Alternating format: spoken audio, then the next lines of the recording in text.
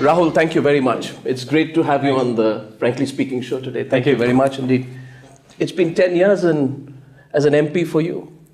You fought your first election in 2004. And this is your first TV interview? Your first interview? Well, it's not my first interview, but it's my first formal interview of this type, yeah. Why has it taken so long? Well, I've done a lot of media interactions prior. I've done press conferences and I've spoken to the media. But mainly my focus, the bulk of my focus, has been in internal party work. And that's where I've been concentrating. So that's where most of my energy was going. Or is it that you've been reluctant to communicate more on a one-to-one basis? No, not at all. I've had many press conferences that you've seen, so I don't. It's not that you've wanted to avoid touching on difficult or tough issues. No, I like difficult or tough issues. I like dealing with that. So now that this is your first detailed and long interview round in 10 years, we have a lot of ground to cover. Sure. So I have one request to you right at the start, that let's be as specific as possible on the subjects that we deal with today. Do I have your agreement on that? Yeah, we'll be specific, but if I would like to sort of explain things in a broader fashion, I think okay, that would be okay with you guys. Yeah. And if I want to draw you back into specifics? So you can draw me back as much as you want. Okay. So Rahul Gandhi, the first point is this, that you've just avoided this whole question about whether you're open for the Prime Minister's post. Yeah. It seems to me, yeah, Rahul, that you're avoiding a difficult contest. See, if you look at the speech I gave in the AICC just a few days back, the issue is basically how the Prime Minister in this country is chosen. Where the Prime Minister is chosen in this country is through the MPs. Our system basically chooses MPs, and then the MPs elect the Prime Minister.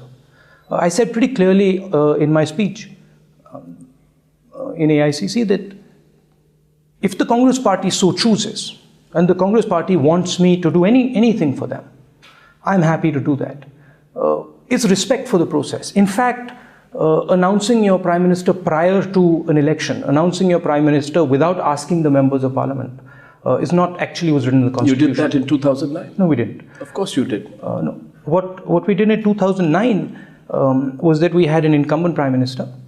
Prime Minister won the election. He then went to Parliament. The members of Parliament decided that Prime Minister was going to continue. And there was actually a process where he was asked. You named your prime ministerial candidate, Rahul. We had an incumbent Prime Minister.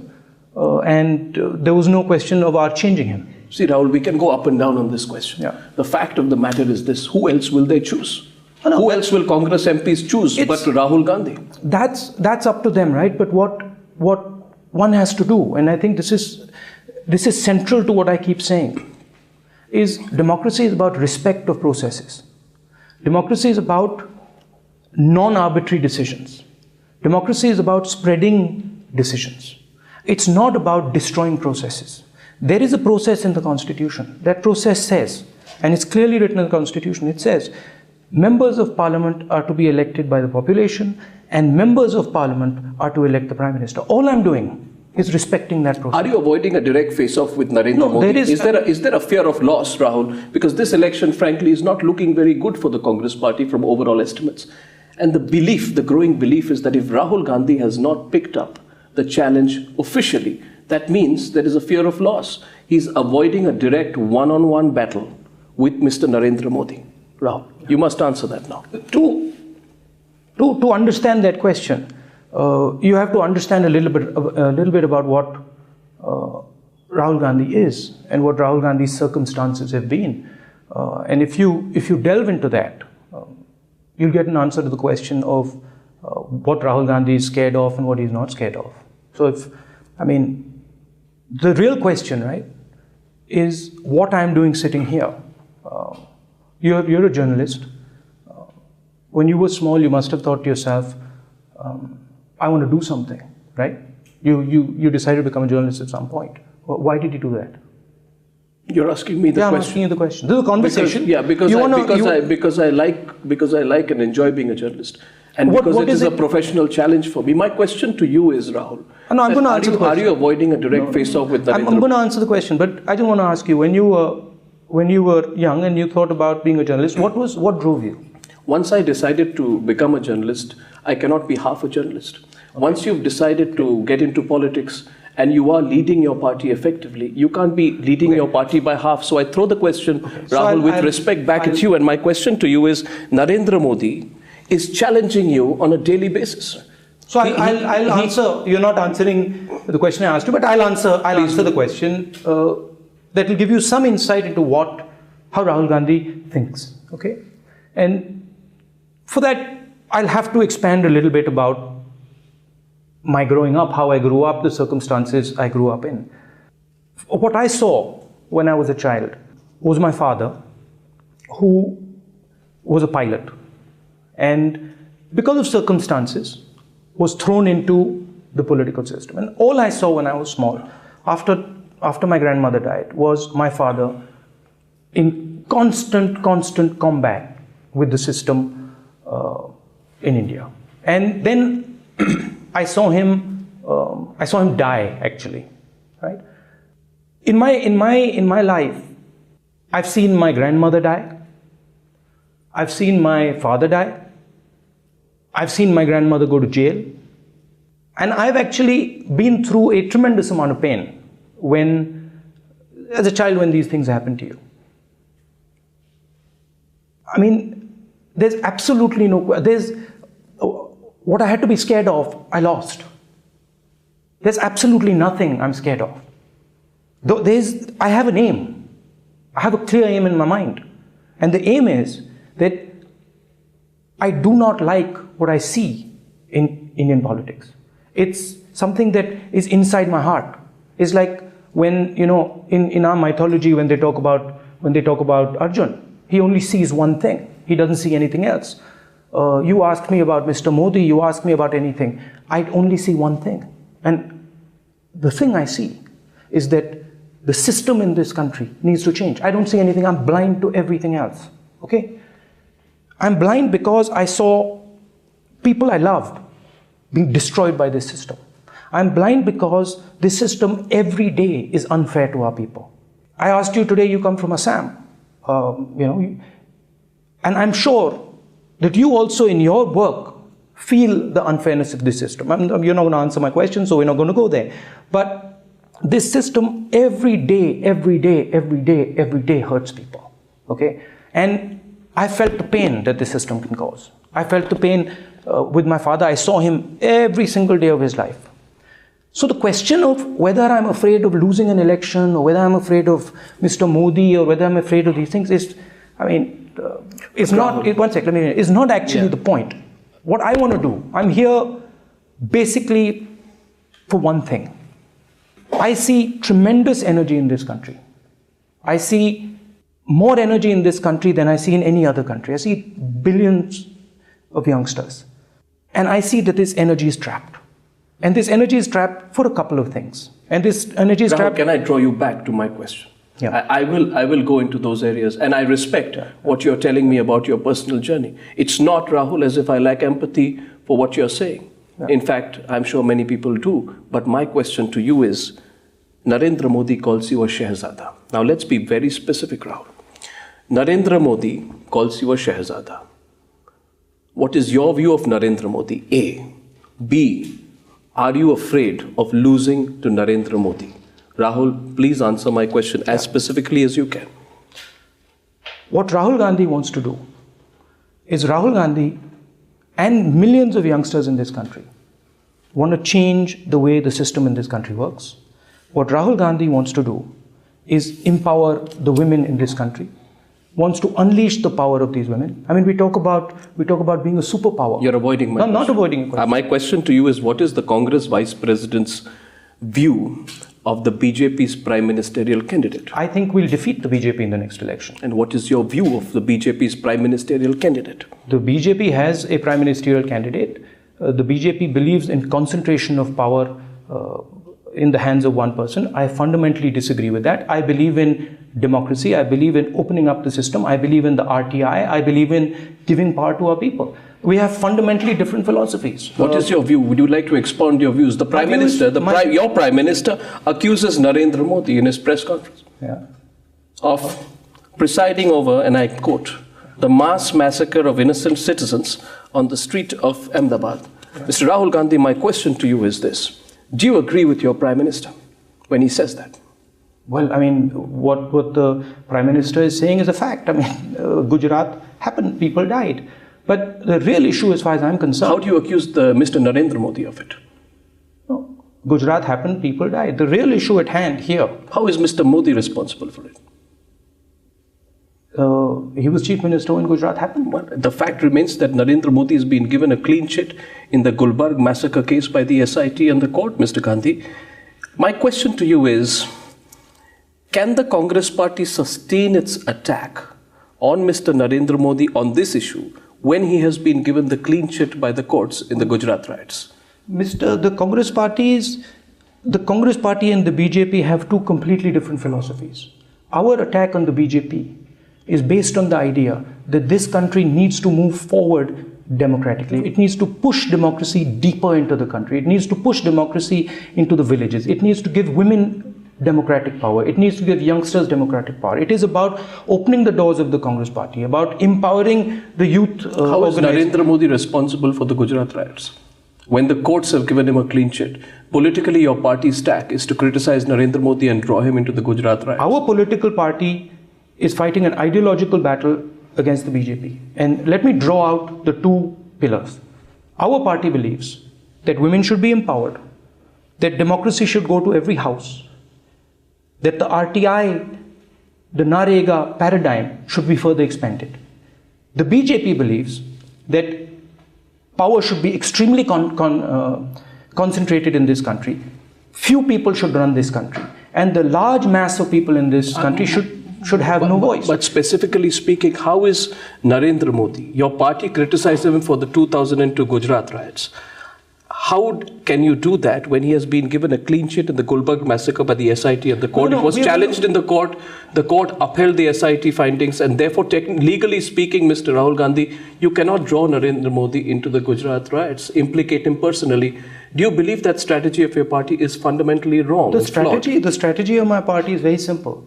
Everything that we have done over the last 5 years, 10 years. In fact, if you look all the way back to the freedom movement, every single thing we've ever done is empower people, We empowered people in the freedom movement. We empowered farmers in the Green Revolution. We empowered the citizens of India when we did the telecom revolution. We've empowered millions and millions of people through, frankly, the most powerful legislation that has taken place in this country, called the RTI, Right to Information. Things that used to be closed, things that were in closed doors that nobody knew about. I'll come to that, but you haven't answered my question on the Gujarat riots. Gujarat riots is the question. Your party has consistently wanted to put Mr. Narendra Modi on the back foot on the Gujarat riot. He says the courts have given me a clean chit. And I'm asking you today, is your party's argument about putting him on the back foot on the Gujarat riots flawed, given the way the courts have looked? The Prime Minister stated his position on the Gujarat riots. The Gujarat riots took place. People died. Mr. Narendra Modi was in charge of Gujarat at that point. I'm bringing you to the real ideological battle that is taking place here.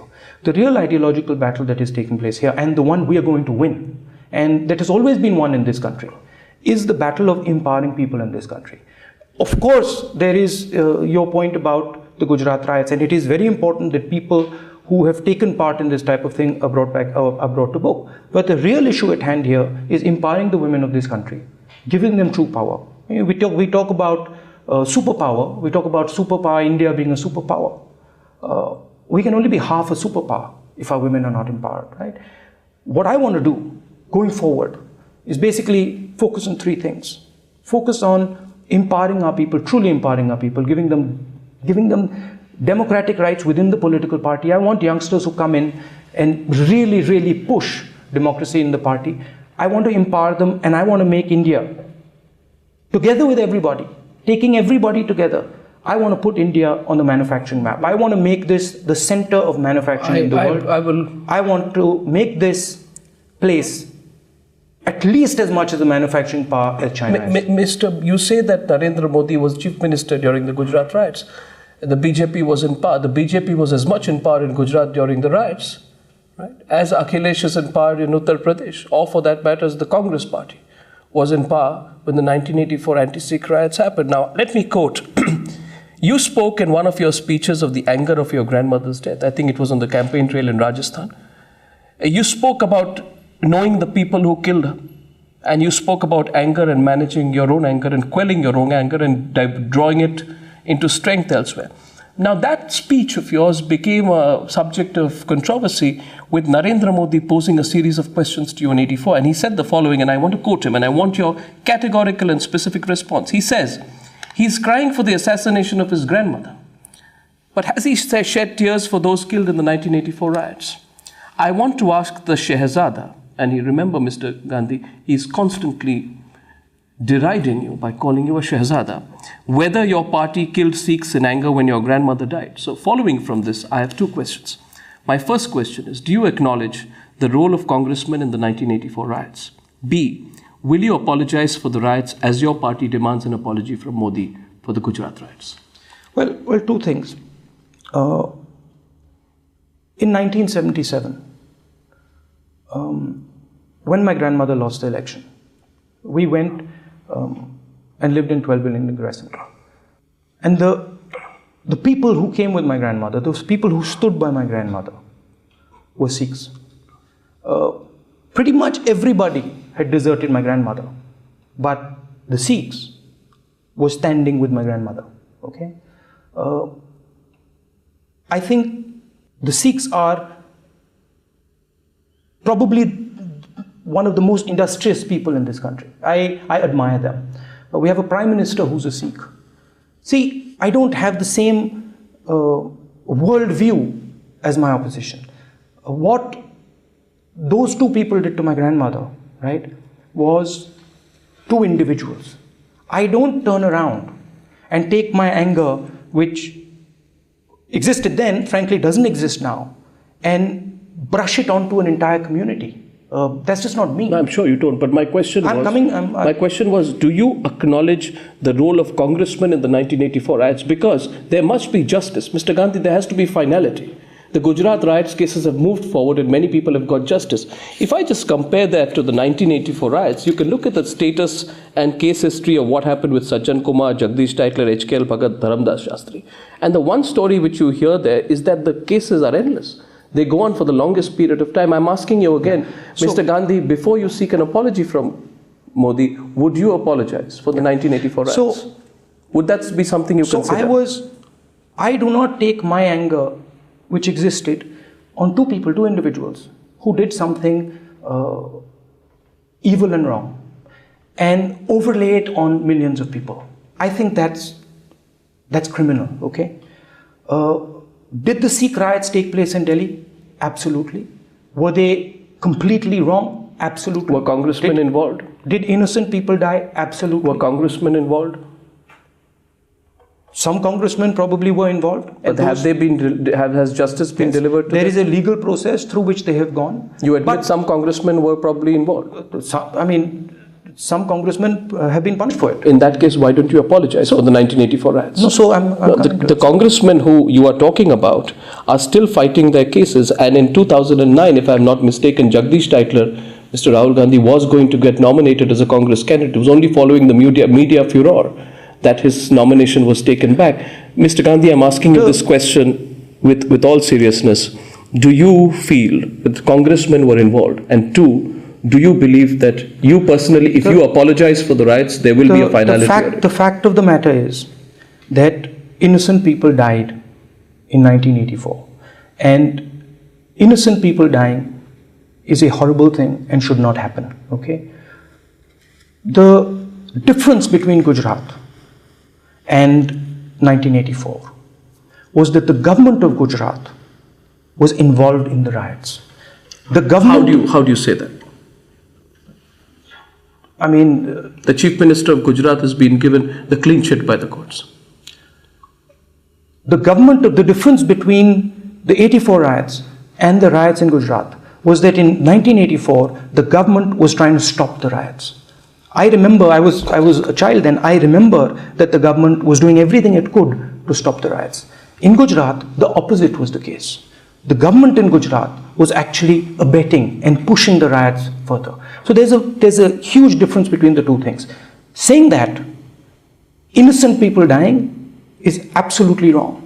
Explain that. Government of Gujarat was aiding and abetting the riots, is what you just said. Explain that. I mean, it's not me. It's large numbers of people who were there. It's large numbers of people who saw actively the government of Gujarat being involved in the riots. And you keep that line despite the Chief Minister getting a clean sheet from the courts?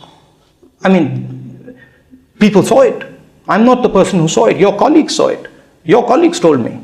They saw riots. They didn't see the government of Gujarat. They saw the administration. They saw the administration actively attacking minorities. Are you saying the government of Gujarat was? What are you? What is? What I'm saying is that there was a difference between the 1984 riots and the riots in Gujarat. The difference was that the government in 1984 was trying to stop the riots, was trying to stop the killing, whereas the government in Gujarat was allowing the riots. And if the government in Delhi and in the centre was trying to stop the riots in 1984, then tell me, how is it possible that Sajjan Kumar was named in FIRs on grounds of inciting violence in Outer Delhi leading to the murder of Sikhs?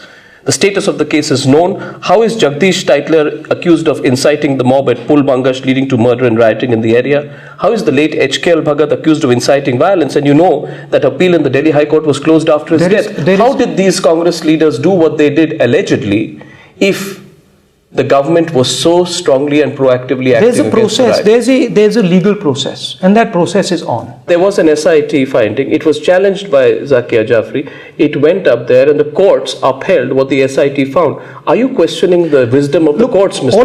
All I'm saying is that there is a difference between the 1984 riots and the Gujarat riots. The simple difference is that in 1984, the government was not involved in the massacre of people. In Gujarat, it was. The question is, why do these type of things take place? Why is it that the Gujarat riots take place? The Gujarat riots take place, frankly, because of the way our system is structured. Because of the fact that people do not have a voice in the system. And what I want to do, and I've said it, and I will say it again, what I want to do is question the fundamentals over here. What I want to do is ask a couple of questions. I want to ask why candidates that are chosen in every single party are chosen by tiny number of people. I want to ask why women have to be scared to go out in the street. I want to ask these questions. These are fundamental questions. I appreciate that you believe in transparency. I'll move away from Gujarat, though I must say that I have not found this comparison between 84 and Gujarat riots, that they are two different cases. I can't take this at face value, Mr. Gandhi, and the reason for this is because in both cases, the accusation is that the government could have done a little bit more. But at the same time, I want you to, once more, if you can, substantiate. You stand by what you said, that you believe the Chief Minister and the government of Gujarat played a role in abetting the riots? You stand by what you said? What I'm saying is, there is a difference between the 1984 riots and the Gujarat riots. The difference is that the government of the day in 1984 was not aiding and abetting the riots. But that's all I'm saying. So you don't need to apologize for the 84 riots. If someone seeks an apology from you, will you give it? Your Prime Minister has apologized for the riots, expressed deep regret. Will you do the same? First of all, I wasn't involved in the riots at all. I mean, it wasn't that I was part of it. On behalf of your party? I think the riots were not, as all riots, were a horrible event. Now, frankly, I was not in operation in the Congress party. Mr. Gandhi, let's move on to the RTI, which is the single biggest legislation to combat corruption, which you said in your speech at the AICC, that was something that you were speaking about. Now, I find it ironical that a party which has 90.38% of its funds from cash between 2008 and 2012, 89.11% of its money in this period comes from unaccounted sources, unnamed sources. Why would you not say charity begins at home, and let's put the Congress party and its funds under the scanner of the RTI. Well, I mean, why would you not bring the same freshness of perspective in this case as you brought when you dealt with the issue of the ordinance? I think political parties should be under RTI if political parties feel, and it's a law that has to be passed in Parliament, if political parties unanimously feel that that is the case, it should be the case. What will be your view on it? My position is that the more openness, the better. Your own view, personal view, is that political parties should be under the RTI? The issue is this. Laws in this country are passed by Parliament. What one needs to do is pass a law in Parliament that brings RTI into the political party. Will the Congress... I have a personal view on it, but you have to take that view through Parliament. I have a view also, for example, on the 6 bills that are sitting in Parliament. No, I'll come to that, but my question is on the RTI. I want your view on it. Mr. Rahul Gandhi, you are a very influential politician. You have demonstrated some of your actions in the past that what you say and do can influence decisions in government and in Parliament. So my question to you is very significant. You said that in the AICC, you said, we enacted this revolutionary law to hand you power, knowing fully well that it would place our own government under severe scrutiny. I agree with you. What about placing your own party under scrutiny? So, are you open to that? I am the first person who has been saying over the last 5 years, talking about transparency in the party. I have made the Youth Congress and the NSUI fully elected bodies. Okay. I have spoken about the 6 bills in Parliament. I have spoken about the Lokpal bill, and I have pushed the Lokpal bill. I was involved in the RTI. We worked together to bring the RTI. So, as far as transparency in the political party is concerned, I am absolutely for transparency. I appreciate there is a question. There are questions about the RTI that need to be discussed and thought through. The real question is that our system is based on different pillars, and the question is, which ones of these pillars should have RTI? Because if you only put RTI into one pillar and you don't have RTI in, for example, the judiciary and the press and in other areas, then you might create an imbalance. Am I for opening up? Am I for bringing RTI into as many places as possible? Absolutely. Am I for creating an imbalance and weakening the legislative structures of this country? No, I'm not. How does placing politicians, how does putting political parties under the purview of the Right to Information Act, how does that actually weaken the legislative process? It brings in transparency. No, it brings in transparency, but it changes the balance of power. How? Because the judiciary does not have RTI, the press does not have RTI, other components of the system do not have RTI. The press does not rule the country? No, it doesn't. But the press, okay, the judiciary does not have RTI. So you have to have a complete thinking. So if you want to bring RTI, you want to deepen RTI, you have to think about it in a composite manner. You cannot just say, okay, let's put RTI here, put RTI. You have to have a strategy to put RTI and open the system together. And as far as opening the system is concerned... But you're willing to let a discussion happen on bringing political parties under the RTI? Of course I am. You're not opposed to that? No, I'm not opposed to any discussion, ever. But no, on this specific subject? No, on all subjects. But one has to take care that one is not creating imbalances in the system. And that's something that one has to discuss. Mr. Gandhi, do I sense that you were almost committing yourself and then pulled back? No. I've said that I'm happy to have a discussion. You're happy to have a discussion? Of course. On bringing political parties under RTI? Absolutely. Okay. Mr. Gandhi. But let me just go back and let me go further than that. Okay. The main issue, if you look at the central question in all this. The central question in all this is who chooses political candidates and how, right? The central issue in all this is what is the power of the member of parliament, the power of the MLA and the power of the Pradhan in the political system. If you look at the legislative power of a member of parliament, you look at the legislative power of an MLA today, and you look at the role that he plays in parliament and the role that he plays in the assembly. He doesn't actually make laws. He presses buttons. Okay? If you go to a state like Uttar Pradesh and you look at actually the lawmaking, the lawmaking done by the MLAs, extremely limited. You can't talk about bringing people into politics. You can't talk about opening up the system, until you start to empower these people. Understood. Was it part of the empowerment? Was it part of the empowerment of people that Ashok Chavan was protected in the other scam, despite the fact that the Judicial Commission actually said that he was involved in a quid pro quo? A chief minister, an ex-chief minister, forced to go because of one of the biggest scams, which was, by the way, Mr. Rahul Gandhi played out greatly on Times Now, is being protected. The CBI is not getting permission to prosecute him. Why? Now, what is you can say all this, Mr. Rahul Gandhi, about the legislative framework to fight corruption, but my question to you is more fundamental.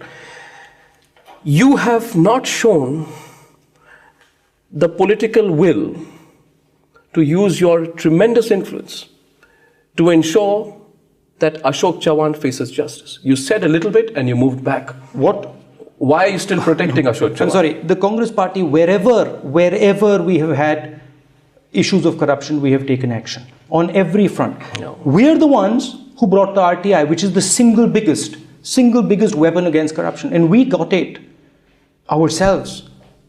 We are the ones who delivered RTI to this country, and it is RTI. No, I'm not. Your cabinet rejected, your Maharashtra cabinet, rejected the Judicial Commission report on Adarsh.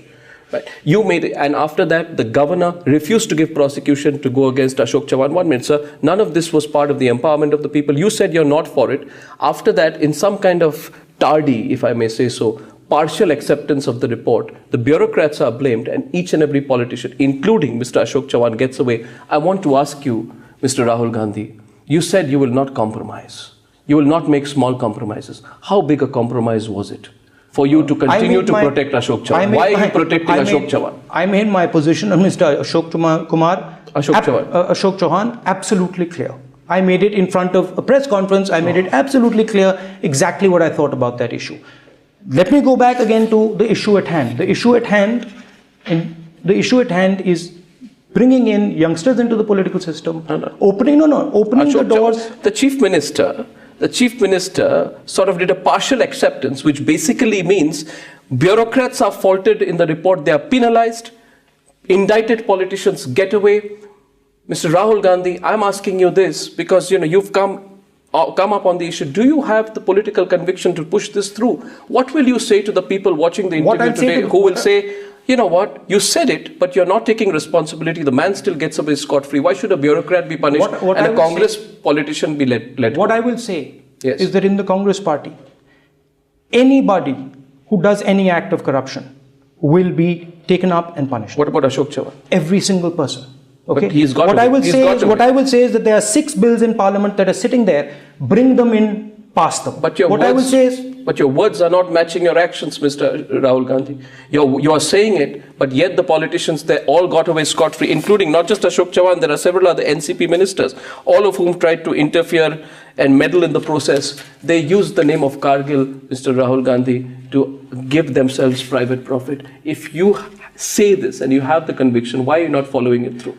I have made it absolutely crystal clear, right in front of the press, what I think about this issue. But nothing happened.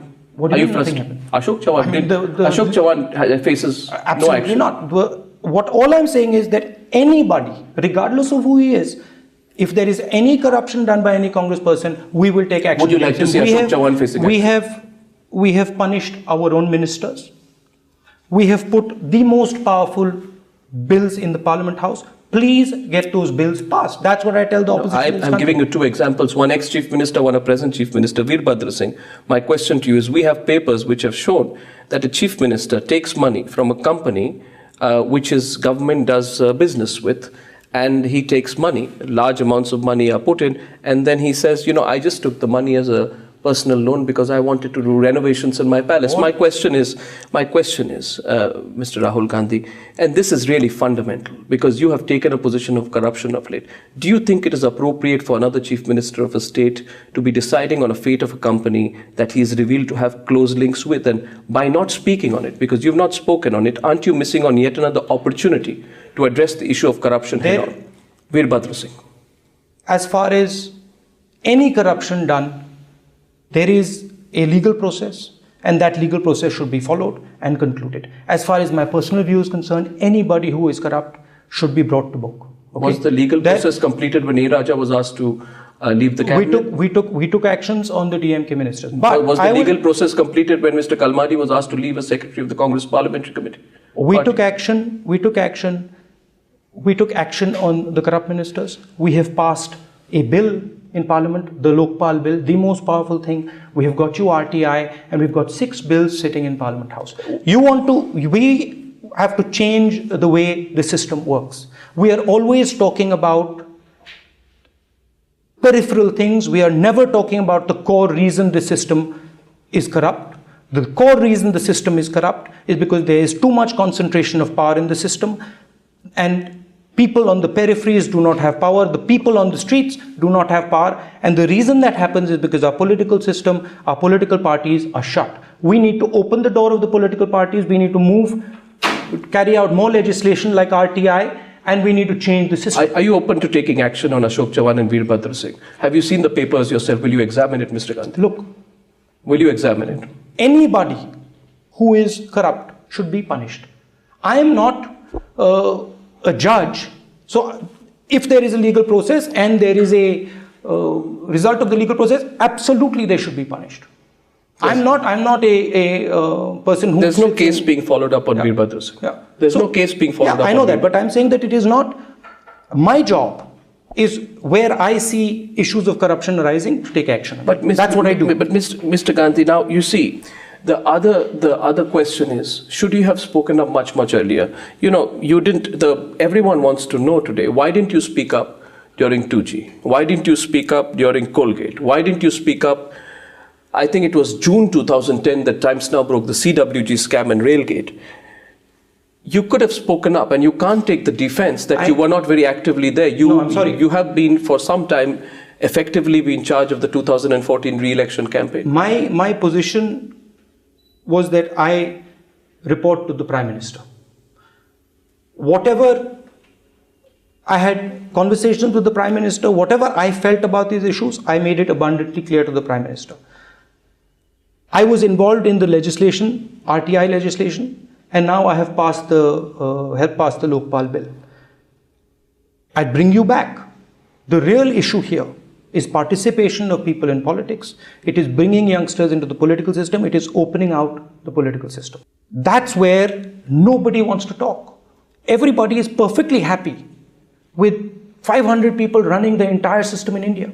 None of you want to raise that issue, the fundamental issue. How do we choose candidates? Do you feel you undermined yourself by remaining silent? You did not use your immense clout. I want to ask you this, Mr. Gandhi. When this whole Pawan Kumar Bansal and Ashwini Kumar episode happened, for 6 days the government batted back. Everyone said this is unacceptable. 6 days, the parliament was washed out. Do you feel in retrospect, that's a very specific question, do you feel in retrospect that you could have spoken out earlier? Mr. Gandhi, please be frank with me on this. Do you feel you should have spoken out earlier? What I feel is that this country needs to start looking at the fundamental issues at hand. The fundamental issues at hand, the fundamental political issue at hand is that our political system is controlled by too few people. And we absolutely have to change the way our political system is structured. We have to change our political parties. We have to make them more transparent. We have to change the processes that we use to elect candidates. We have to empower women in the political parties. That's where the meat of the issue is. But I don't hear that discussion. I don't hear the discussion about how are we actually choosing that candidate? That's never a discussion. Discussion is, once everything is over... It's a discussion. I'm asking you, how are you choosing Ashok Chavan? That's a discussion I'm willing to have. How are you choosing Veerbhadra Singh? They're elected representatives, they hold clout. Absolutely. Does their clout make them oblivious to public accountability and scrutiny? No, their clout does not make them oblivious. But the real point here is the system behind them that has no processes, no systems, and we just assume that the thing is going to work. What we have to do is we have to open that up. We have to open that and bring youngsters into that. And that no one is discussing. Mr. Gandhi, a lot of people felt when you say, I will not make compromises, you got a round of applause when you spoke up on the ordinance. Now, there are many people who faulted you for your technique and said, this is not the right way to do it. He could have chosen a slightly more discreet or polite way to do it. Not that I suggest that was impolite. But I want to extend that further, Mr. Gandhi, and I want to ask you, will you make compromises, Mr. Gandhi? Are you willing to make compromises for politics? For political purposes, alliances, or convenience? My long-term view on this is that we need to take the Indian political system to a different place. We need to bring in youngsters, and we need to move away from this concentration of power. Unfortunately, the political system today is at a particular place. And I cannot simply ignore the fact that the political system is at that place. So certainly, there are points at which you might have to take a decision where you're not 100% happy with it. But the long-term idea for me is to transform the system, is to bring in youngsters and to make sure that they are empowered. Lalu Prasad has been convicted on the 30th of September 2013 for the alleged fraudulent withdrawal of crores of rupees from the Chaibasa treasury in the 1990s, a case you are completely aware of. My question to you is, Mr. Gandhi, will you make that compromise despite this case to enter into a political arrangement? Because when you spoke about the ordinance, there was the backdrop of the Lalu Prasad case, which was also coming up. Will you make that compromise? These decisions in the Congress party are made by senior leaders. You're the boss. Yeah, coming to it. They are made by senior leaders. Our alliance in Bihar is with a political party with an idea. It is not with an individual. We're making an alliance, and it's not certain that we are going to make an alliance. We are in the process of talking to people, and our alliance is with an idea, with a party. It is not with an individual. If I were to take that further and challenge you, Mr. Gandhi, in saying that there is talk about possible alliances with the DMK, a possible alliance with Lalu Prasad, and if you are accused, please don't take it that I'm accusing, if you are accused by others and your political opponents of saying, he talks about not making small compromises, but he agrees to enter into convenient alliances with parties for a short-term political purpose, how will you justify yourself? We are fighting an election. We're going to win that election. There are alliance partners. There is our alliance partner in Maharashtra. There is our alliance partner in Bihar. We have alliance partner in Jharkhand. And we are making an alliance with their perspective, their view. We are not making an alliance with an individual. Leader of the party is Lalu Prasad. Hence, you are making an alliance with an individual. No, we are making an alliance with a political party. But these are not settled alliances yet. But you're open to them. Yeah. Mr. Gandhi, the other question is that of price rise. You got a round of applause when you spoke about the LPG cylinders, and you told the Prime Minister quite charmingly that, Mr. Prime Minister, please make things more, less difficult for households. Now, Mr. Rahul Gandhi, I'm not just talking about that. I'm questioning your silence for all these years, because in this period, 2004 to 13, wholesale price index of food goes up by 157%, vegetables by 350%, and onions by 521%. You don't speak on that. When Raj Babbar says you can get food at 12 rupees per meal, you don't speak then. When Rashid Masood says you can get a meal for 5 rupees, you don't speak then. The accusation there is, and the general feeling is, Mr. Rahul Gandhi, that you've really woken up on this issue after the 4-0 drubbing in the last state elections. You concede that? No. I think women are the backbone of this country. I think women need to be empowered. And I felt that price rise is an issue. Cylinders were a big issue. I went to Kerala, and I got the sense that women were concerned about that. And I made that view clear to everybody in the ICC session. But you didn't intervene earlier. I've been working with the Prime Minister on the price issue. I've been in discussions with him, and we have taken steps, for example, in our states, where we've called the chief ministers, and we've taken steps that have actually reduced the prices of vegetables in our states. So it's not that I just woke up, it's that I've been working on it. I've been working on it systematically. But I think what I really feel, again, is that we need to start looking at empowering women, bringing them in, and listening to them. Did UPA 2 let you down on prices? Well, prices are a reality. Did the government let you down? When I look back at your comments, I find a comment each time, 2009, 10 and 11, you had a lot of faith in the Prime Minister? You always say, I had discussions with the Prime Minister. I still have faith in the Prime Minister. He's our leader. Does the government's track record on prices not make your faith in the Prime Minister shake a little? Well, we are working on prices. As I said, we've spoken to our chief ministers and we have reduced the prices in the states where we are. So you've not woken up to it only because of political purposes? No.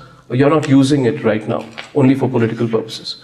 Mr. Gandhi, what do you think of the Aam Aadmi Party?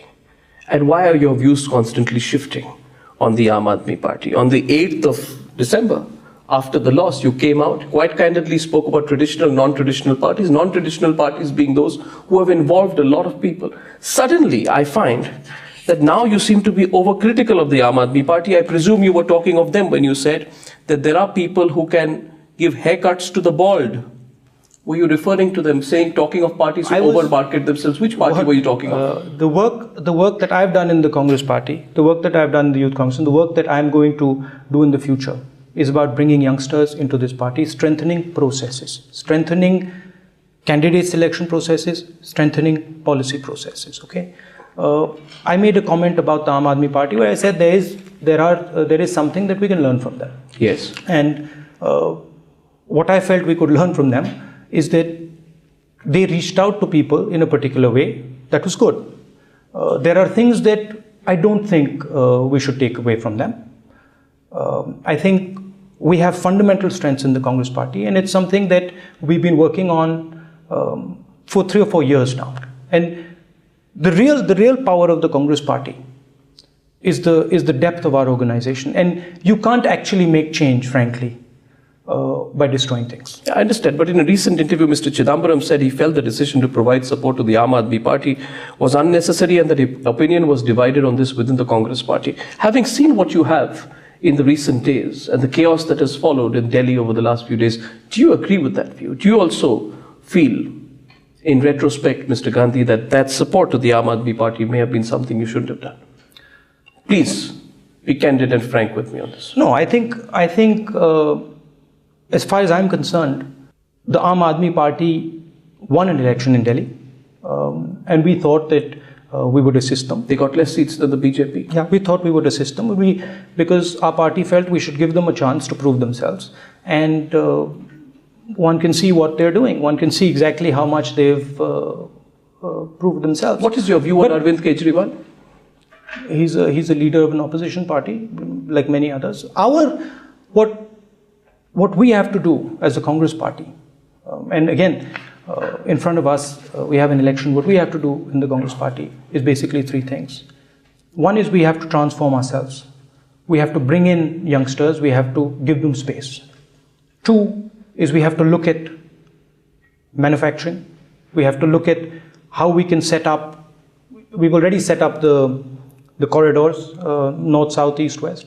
How we can take the energy of the Indian people and build a manufacturing superhouse. That is what I think the real issue is. Are you using the Aam Aadmi Party to split the anti-Congress vote bank? No. To keep Mr. Modi out of power? You're implying that we have brought the Aam Aadmi Party? No, I'm not implying. I'm saying that there is a theory, and I want your view on it, that the Congress is propping up the Aam Aadmi Party, putting them on an extended leash, so that they somehow divide the anti-Congress vote. You see, had the Aam Aadmi Party not been there, the BJP might have done much better in Delhi, and maybe at a smaller level that experiment can be extended across it. I think you underestimate the power of the Congress Party. I think the Congress Party, I don't think the Congress Party could even do that if they wanted to, but I think the Congress Party is an extremely powerful system, and all that the Congress Party needs to do is bring in younger, fresher faces, which is what we're going to do in the next election, and we're going to win the election. You will win the election? Yeah, we'll win the election. You're confident about that? Reasonably confident. If you don't win, do you take full responsibility for it? I mean, if we don't win, do you take full responsibility? I am the vice president of the party. Of course, I take responsibility for it. If the Aam Aadmi Party goes against Sheila Dikshit in the CWG scam, will you continue supporting them? As there are reports, they will. I mean, you're close to Sheila Dikshit. I've already said that regardless of who the person is, if there is an issue of corruption, the law should take its own course. That's my position. I didn't choose to be born in this family. I didn't sign up and say, listen, I'd like to be born in this family. It happened. So the choice in front of me is pretty simple. I can either turn around and say, okay, listen, I'll just walk away from this thing and leave it alone.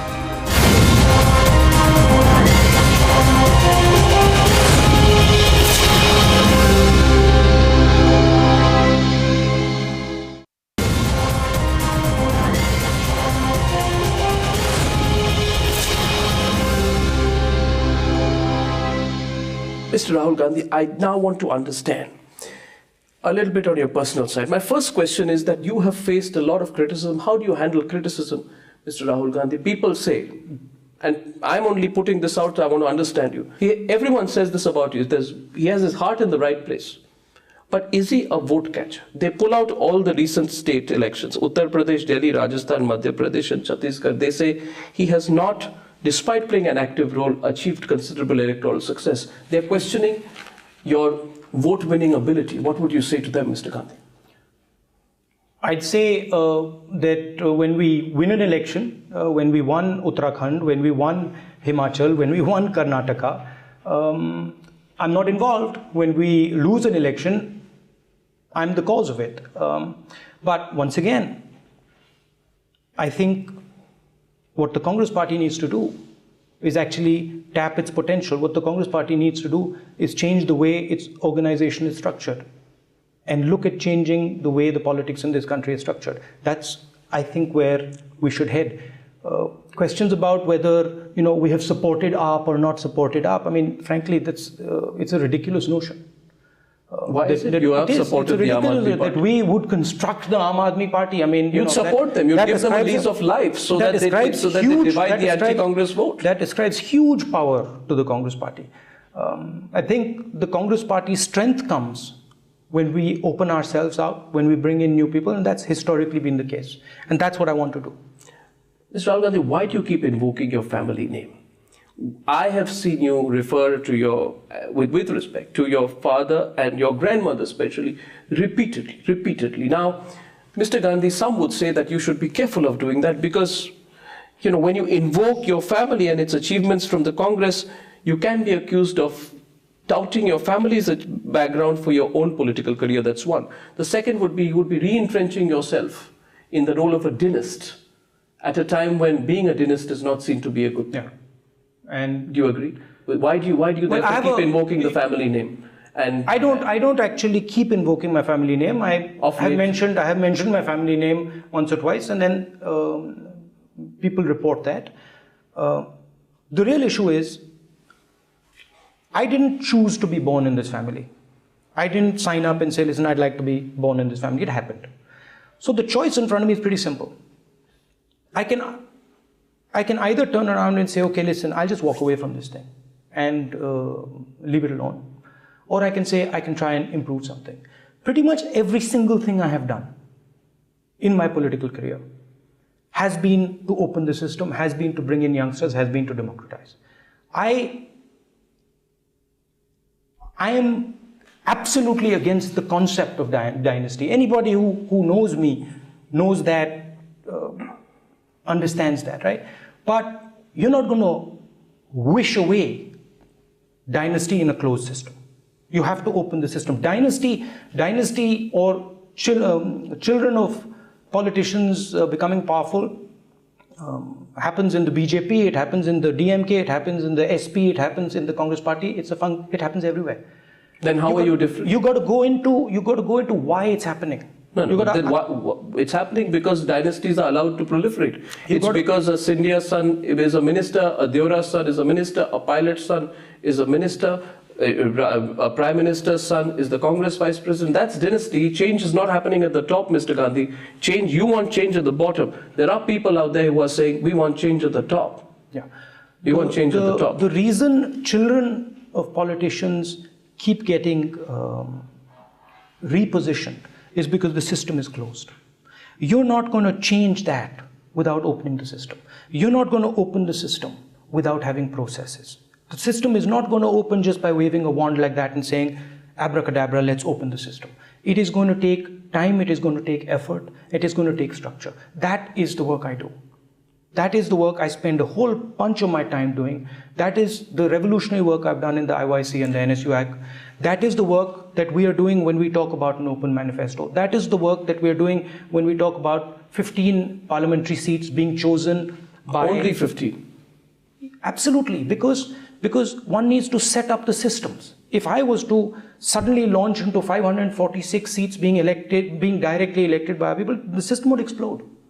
What I need to do is I need to set up an idea, test the idea, run the idea. If it makes sense, if the thing actually works, then move it into the rest of the party. The step we've taken with those 15 primaries, I mean, we get that much of a little piece in the newspaper, but that is probably the biggest political step that has been taken in this country. It's a huge, huge step. And I think those are the type of questions one needs to ask, and one doesn't ask them. One asks questions that don't actually reach to the heart of the issue. You're talking about India.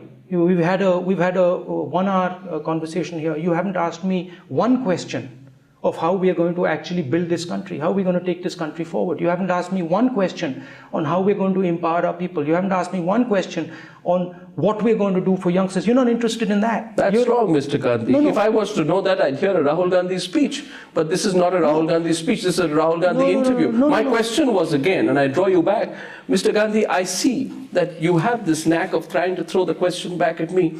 I can only tell you, Mr. Gandhi, I'm going to ask the questions. My question to you is, how do you handle this? You see, the other view is that you're a fragile person. You get affected by criticism. Now, you know, Subramaniam Swamy, I'm sure you know him. He raises all kinds of questions on you. May I, with your permission? Oh, of course, please. Subramaniam Swamy has raised questions on your degrees. He says, why does he claim he has an MPhil from Cambridge?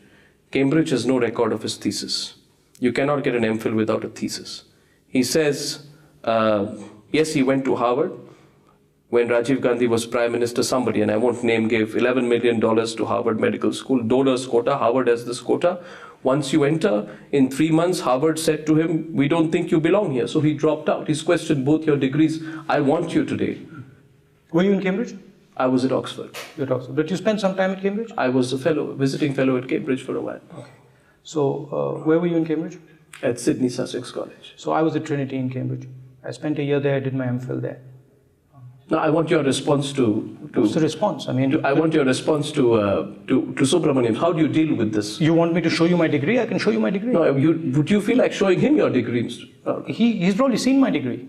I mean, I've given an affidavit, a sworn affidavit saying that I've got these degrees. Now, if I'm lying on the affidavit, let him take a legal process and solve it. I mean, what more do you want me to do?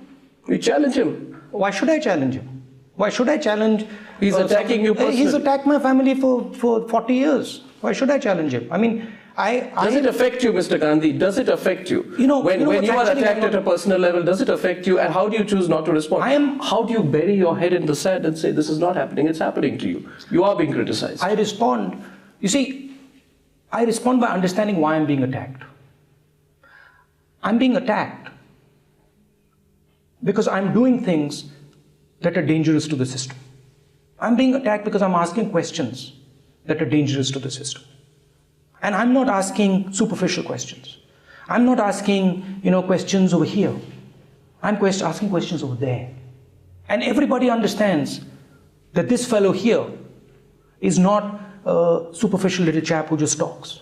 This fellow over here is thinking deeply and is thinking long term. That's why I'm attacked. I understand that. Right? And frankly, attack me all you want.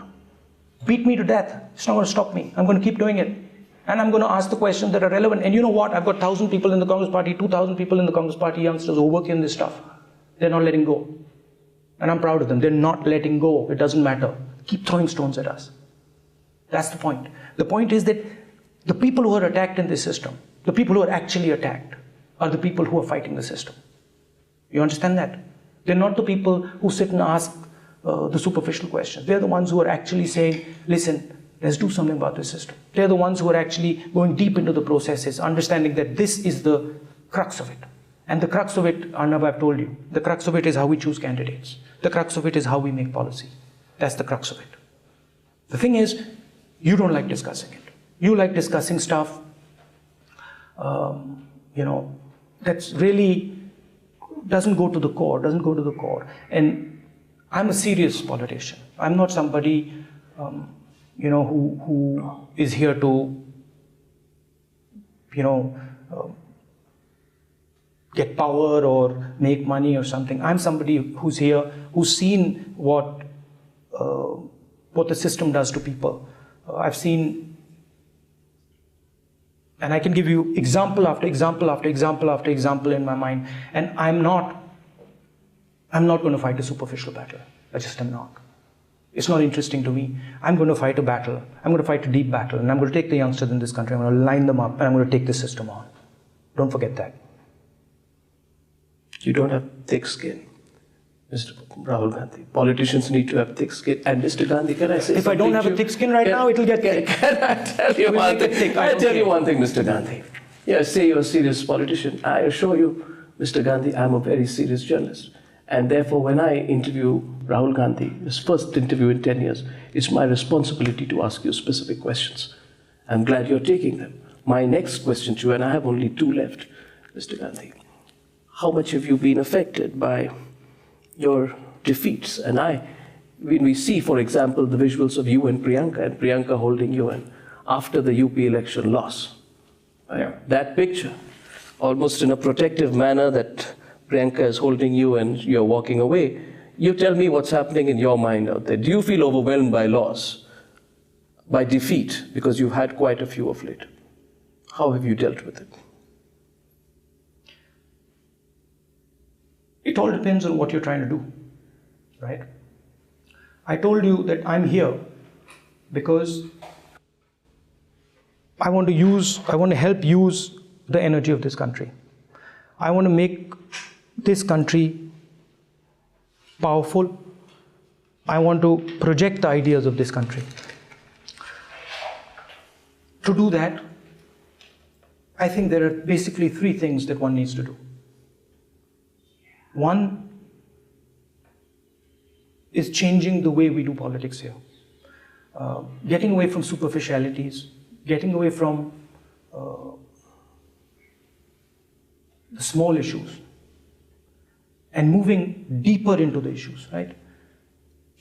Questioning the system, changing the system. Things like RTI, things like Lokpal, things like questioning how we choose candidates, things like bringing youngsters into policy, right?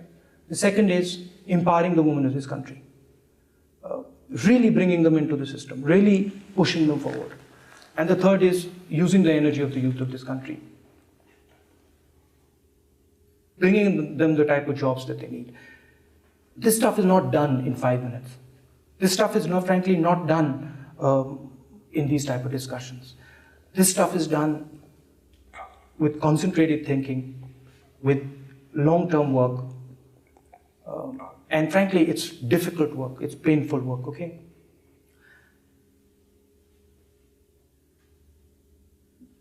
If you're thinking about that, and you're thinking that that's what you want to do, defeat just makes you stronger. It makes you want to do it more. If you had not been, I don't go into elections saying, oh my God, if we lose an election, that's the end of the world. No, absolutely not. We lose some elections, we'll win some elections. But the real thing is, it's a heart thing, it's a soul thing. Why are you here? I asked you that question. I asked you the question, why am I sitting here? I'm sitting here because with all my heart, I think we need to change the way the system works here. And not enough people are actually asking that question. Will you be open to a debate between key candidates or representatives of the major parties? Will you participate in such a debate if there were to be one?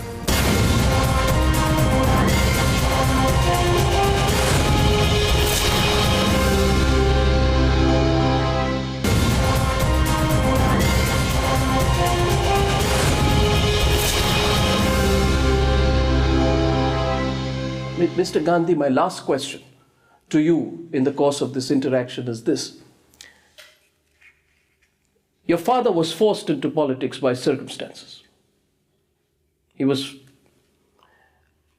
in your case as well, when you said power is poison, and you spoke about how your mother, Miss Sonia Gandhi, came and she cried. If I put that together with some of what you've said, it can reinforce the image of a reluctant prince. This is not my phrase. I'm sure you've heard this phrase used against you or to describe you a number of times. Therefore, Mr. Gandhi, the last question is this. Had you not been a Gandhi, would you have been in politics at all? If you look at my spirit, regardless of what I do, if I'd been born in India, regardless of what I do, I don't like unfairness. It just makes my blood boil. I don't like it. And in whatever I did, if I saw unfairness, I would stand up against it. That's the heart of my politics. What I see would in you India, have been in? My question was, if you were not a Gandhi, would you be in politics? Some say this is a circumstance thrust on you, Mr. Gandhi. You're thrust in this situation. You're trying to justify to yourself that you need to do it. But heart of heart, are you a politician? And had you not been a Gandhi, would you have been in politics at all? Maybe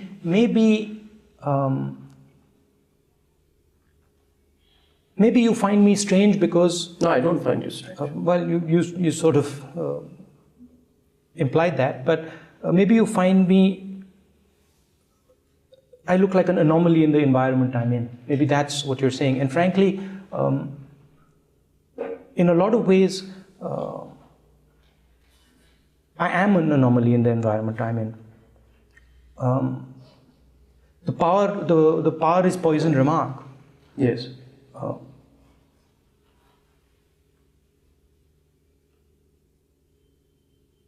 And I tell this to my sister. Yes. And I tell it to my mother, and my mother tells it to me. I don't get driven by the desire for power. I'm just not driven by it. For me, power is an instrument that can be used to do certain things. But for me, it's not interesting to own it, to capture it, to hold it. This is just something... maybe it's because of my family circumstances, what happened in my family. Power per se, the quest for power, the search for power, the thirst for power, is not there in me. What is there in me is a desire, is a very strong desire to reduce the pain that people feel. To reduce the pain that people feel as a result of a system that is predatory. As a result of a system that need not be there. As a result of the system that can actually be changed if we just start to ask the deeper questions and we stop asking the superficial questions. Again, and maybe the 7th time I want to repeat it to you, what are those deeper questions? The deeper question is, why is power so concentrated in this country? Why is it that a chief minister of a state has access to any decision in the entire state? Why is it that our candidates are chosen in closed rooms? Why is it that our people do not have access to the candidate decision? Why is it that our policy is made in closed doors with 5 or 6 people? Why is it that the perspective of one minister is completely different than the perspective of the gentleman who follows him? What that's telling me is that we're not actually taking the voice of the people into policy. We're not actually taking the voice of the people into the political system. You said about Aam Aadmi Party, and you said, well, you criticize them and then you praise them. Yes, you did. I liked what I saw as far as the representation, bringing in people. I thought that was an interesting concept. We've done that type of stuff in the Youth Congress. That was interesting to me. Is it bringing in people when you disregard the legal process and sit on a protest outside Rail Bhavan, and then also that you force your decision and your minister is always right? You avoided my question on the Aam Aadmi Party. I'm glad you've come to it. Tell me, Mr. Rahul Gandhi, were you angry with Sushil Kumar Shinde giving a face saver to Arvind Kejriwal? This was reported, before I wrap, I didn't mean to go back to it, you brought it back. The accusation is that you're still doing deals with the Aam Aadmi Party. What I liked about what I saw in the Aam Aadmi was people coming into their system. I like that. But what's different then between us and them is that we have structure. We develop processes. That I didn't see much of. But the main thing that... No, were you upset with Mr. Sushil Kumar Shinde for giving the Delhi government a way out during the recent dharna? Do you feel they should have been offered a face saver? Do you feel they should have been ordered a face saver? You're going back, Arnab, to specifics. No, it's not specifics. It's frankly superficialities. How is this superficial? It's a completely This is the most relevant question. No, it's not. It's whether Mr. Shinde thought he should have apologized, shouldn't have apologized, did this, did that, it's a fact, it happened. But the real issue, the real core issues in this election are we going to head towards democracy, towards deepening of democracy, towards opening up the system, or are we going to head towards concentration of power? That's the first question. Yeah. The second question is, are we going to head towards empowerment of women? Are we going to be a half strong nation, be a half proud nation, or are we going to actually empower women? Those are the questions. And those questions, if you listen to the debate that's going on about the elections, that's not the debate.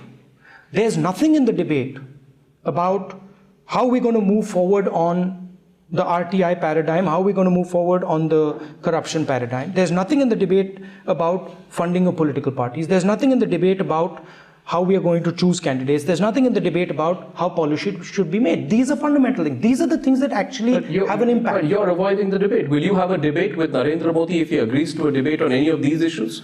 My question to you is direct. If Narendra Modi says, I'm willing to debate these issues, I'm debating these issues by building structure in the Congress party that's going to transform. Why should there not be a debate between the key political party candidates on all sides? Let them talk. Have a conversation. You're more than welcome. You have to start that debate. As far as I'm concerned, the debate is taking place. I'm willing to start the debate. Are you ready for it? Then I can go and ask Mr. Modi if he's ready for it. You start the debate, but the real issue is doing this stuff. The real issue is doing this stuff in the party machine. The only people who are doing that is us. And frankly, we get stick for it. We've just said that 15 constituencies in this country, in the Congress party, are going to be chosen based on primaries. I haven't said a word about it. Well, of course, it's been mentioned everywhere. It's not impressed too many people. But the discussion hasn't gone there. So all I'm saying is that as youngsters, as serious politicians, one has to ask the fundamental questions. The fundamental questions in this election is, are we going to open up the system? Are we going to close the system? What is going to be the role of women in India going forward? How are we going to get jobs for youngsters in this country? You asked me a whole bunch of questions. Yes, I did. You didn't ask me once about how we're going to get jobs for youngsters in this country. You didn't ask me once about what are we going to do for women in this country. I'm going to tell you what I think. But Mr. Rahul Gandhi, if I was to do that, I would listen to Rahul Gandhi's speech. As I said, this is an interview. I'm getting an opportunity to ask you specific questions. You call my specific questions superficial. I, with respect, disagree. I feel my questions are specific, and you need to answer the specific questions as specifically as possible. You are more than welcome to ask these questions, right? But let's also move the debate to a place where we're actually reaching towards fundamentals, right? What should be the role of women in this country?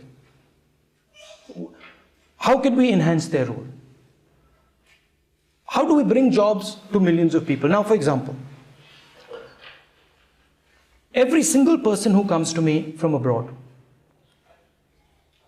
Japan, France, Germany, America, every single person comes to me and says, listen, we need an alternative to Chinese manufacturing. We're very happy with what the Chinese give us, but we need another pole. Yes. There's global energy that is basically saying, we want to move manufacturing to India. The Congress party, UPA government has built the corridors, has built the north-south, east-west corridor. We built 3 times the roads the NDA built. Why are we not having a discussion about well, those certainly, I mean, probably the reason is, and I asked you the question in the course of the interview, I asked you, did UPA 2 let you down? Because Mr. Rahul Gandhi, when foreign investors want to invest in India, they want a clean investing environment. They do not want crony capitalism. They do not need scams. They do not need ministers who behave that, the government exists on their rent. They do not need the A Rajas, and they certainly do not need the Aircel Maxis scams. The climate, Mr. Rahul Gandhi, has got vitiated with corruption. And therefore, the answer to that is, and I really want you to address this very clearly. If you had spoken out earlier, today, and let's bring this interview to a finality, Mr. Rahul Gandhi, if you had spoken on these issues earlier, perhaps today we would not be in a situation where India would not be the preferred investment destination. Actually, you get my point. Yeah, I get your point. Actually, the RTI, right, has basically changed the game in India. What it has done is it has opened up the structures. And what used to be hidden can no longer be hidden. That's the bottom line. Okay. The bottom line is that large numbers of corruption issues that were hidden, that nobody would find out about, came out because of the RTI. We did that. Now, please go to our opposition states. Please go to the states and ask them, do they have their RTI commissioners? The issue here is very simple. The issue is, do you want an open system? Do you want a system where these things are out in the open?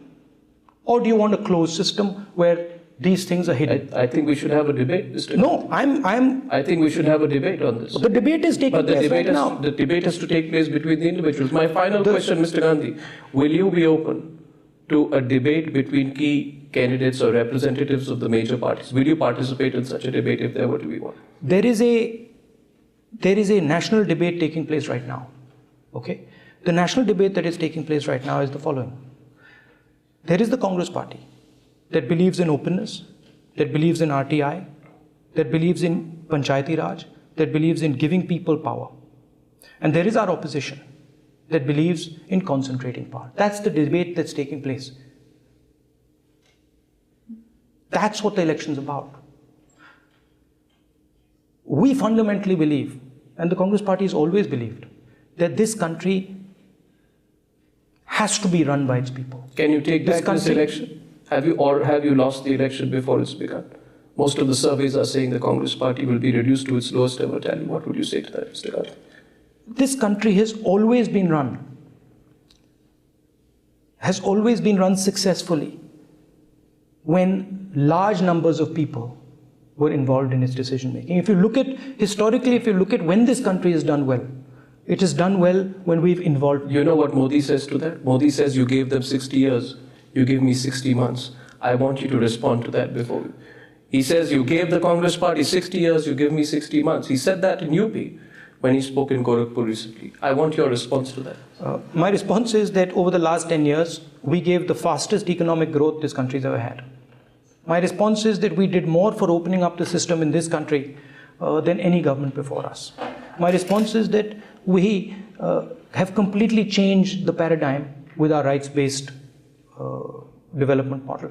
We have given Manrega, which has transformed the rural economy. We have carried out, we are talking about Aadhaar, which is going to directly give money to people. So to just brush aside the idea that the Congress party has been in power for 6 years, we are growing at the rate at which we are growing because of the Congress party. Are you battle ready?